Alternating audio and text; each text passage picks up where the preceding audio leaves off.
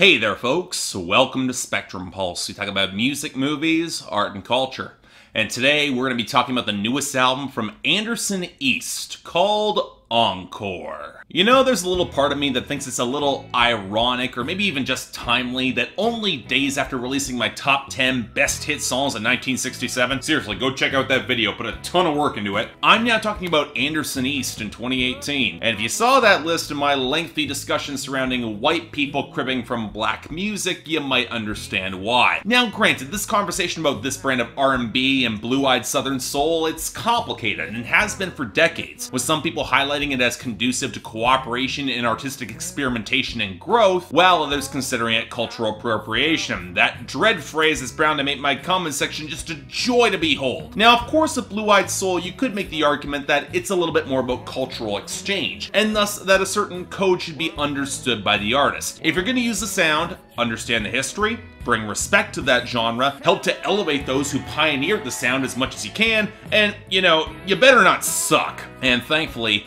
Anderson East seems to get all of this. His breakthrough came in 2015 with the album Delilah, produced by Dave Cobb and even partially recorded in Muscle Shoals, Alabama, which made sense for the hardscrabble blend of Americana and Southern soul that he was making, and it was a pretty damn good record. Of course, you all might know him better for two other things. Number one, he's currently dating Miranda Lambert and actually showed up on her 2016 project, The Weight of These Wings. And number two, he was also on one of the most fiery tracks on Southern Family, the Dave Cobb produced compilation in 2016 that was one of only 2 records I've ever given a perfect score to on this channel, 10 out of 10. Suffice to say, with his release this year, the expectations were very high, and considering how good the critical buzz was, they really had every reason to be. And so, with the hope that we can redeem this album title from Eminem's critically reviled 2004 album, what did we get with Encore? Well, honestly, this is one of those projects that I'm almost convinced was specifically designed to appeal to my fondness for these retro tones and sounds and this fiery presentation. And when you throw in Dave Cobb's ear for this sort of sound and groove and production, you would think I would praise this without question, and thus I think it might come as a surprise to some of you that I'm not quite as fond of this as I want to be. Now, I'm not saying it's bad or even mediocre, not by any stretch. I think this is a pretty damn good project. But for as much as Anderson East wanted to emulate the tones of the golden era of blue-eyed soul in the 60s and 70s, you would think he would at least update the writing to today's era just a little bit, could take it up to that level of greatness. And that's a frustrating thing, because Anderson East is growing by leaps and bounds as a performer, his voice picking up more crags and texture and sheer fiery intensity with every single album. If you were expecting the more sedate side that came through on Delilah, Encore has a level of bite and texture to Anderson East's delivery which is more than welcome. This guy is an incredibly tremendous singer, and presuming he doesn't blow out his voice howling the way he does, he will go far on his voice alone. But you know what?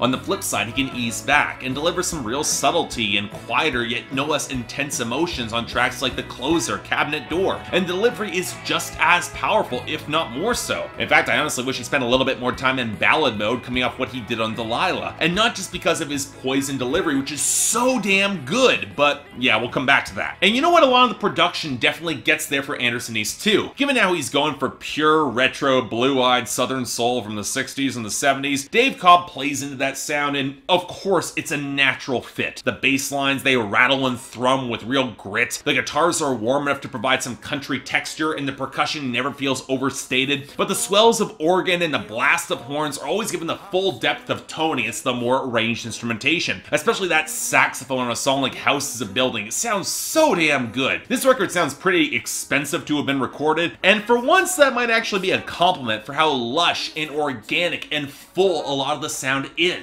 And with Dave Cobb in his natural habitat, I'll actually give them credit for still keeping the tones clean enough to sound somewhat modern. This is not a throwback. Sure, the vocals might trend a little more towards lo-fi at points, but between the terrific piano touches around the guitar of This Too Shall Last, the incredibly jaunty melodies driving Surrender and Sorry You're Sick, all the way to the minor key blast and the fuzzed out synth solo on Girlfriend, is a record that could play in 1968 or 2018, and that does deserve a certain amount of credit. Hell, the most thorough early modern song All in My Mind with the thicker low-end swagger. It can go toe-to-toe with any blues act working in the mainstream today like Rag and Bone Man and eat them for lunch. Now, all that being said, I do wish this record was willing to slow down a little more. Again, Cabinet Door is a fantastic country ballad, but it's only a closing song, and for as brass heavy as this record is, it could afford a few more moments to just ease back and just breathe a little bit. Maybe another ballad, it's somewhere in the middle of the track listing. But you know what, that's a minor nitpick. I did say there was something major holding this album back from greatness, and now we have to talk about the songwriting and the lyrics. And let me get this out of the way first. Cabinet Door is one of the best songs that Anderson East has ever written. With an eye for detail and capturing the weary grief of an old widower trying to move on after his wife passes away, it's truly a stunning bit of work for him. I really do love that song. And it's a damn shame the rest of the album can't quite bring the same level of detail and emotional intelligence. Again,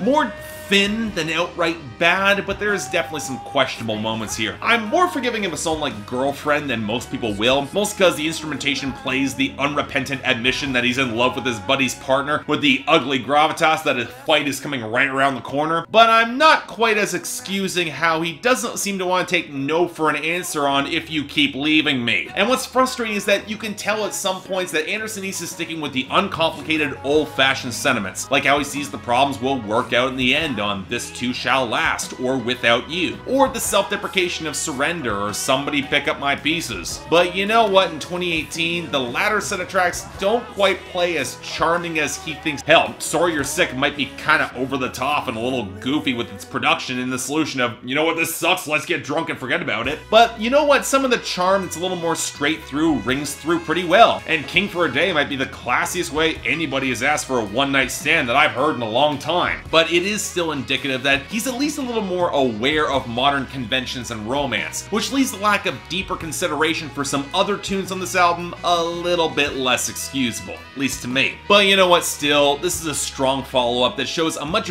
beefier sound and Anderson East growing into a powerhouse of a singer and performer, even if the songwriting is taking a little bit to catch up with him. He's definitely gonna get there. Songs like Cabinet Door and the well-arranged metaphors of House as a Building, they show that he's definitely on the right track. But again, growing process, I still think he's a little shy of greatness, at least on this project. For me though, very strong 7 out of 10, definitely recommended. This guy's got a ton of potential going forward, and I would love to see how much more he could really bring to the table on upcoming projects. So yeah, check this out, you won't regret it. So yeah, thanks a lot for watching. If you'd like to like and subscribe, I'd be more than grateful. Not a lot to say about this one, pretty damn good record, wish it was a little better, but hey, if you want to buy it, recommend you do, as he's independent. Links in the description below, and I got the poll up there. I'm curious where Anderson East fans fall on this, whether or not you think this is a step up from Delilah, because I've seen some of you be a little bit hesitant on that factor. Beyond that, anything else I might be able to do to improve my presentation, I'm all ears. And if you guys want to get involved in my scheduling process, link to my Patreon is right over there, where 3 times a week you guys get to vote on my schedule, and once a week for the higher tier contributors, you guys get to add albums, movies, or even a top 10 list to that schedule. More details right over there, and if you guys want to see my schedule, it's now currently on my Instagram. But until then, I'm Mark, you're watching Spectrum Pulse, and I'll see you next time.